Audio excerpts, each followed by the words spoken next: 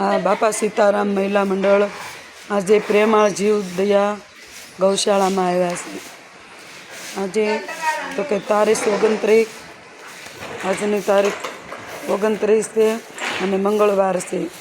અને આજે આ બધા બહેનો ગૌધામમાં આવ્યા છે। ગાય માતાના વાયદા પોદળા કરે છે। આ બહેનો જો આવી સેવા કરે છે।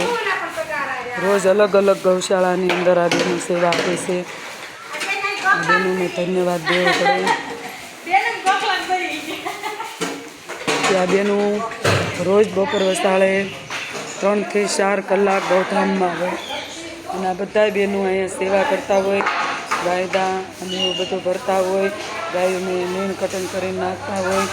અને અહીંયા શરણો છે તો એ શરણે પણ બધા બહેનોએ કબૂતર છે, અહીં બધા જીવની સેવા થાય છે।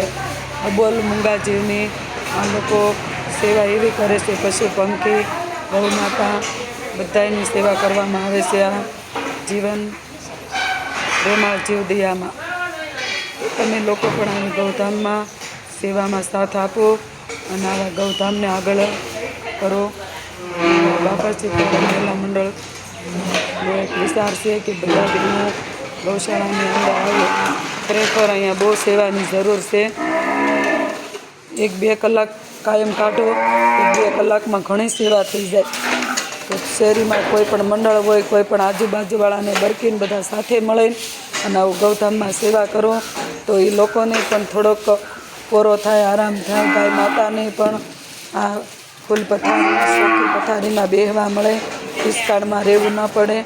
તો બધા ગૌ ભક્તોને નમ્ર વિનંતી છે કે ગૌધામમાં આવો, સેવા કરો અને બીજાને જાગૃત કરો।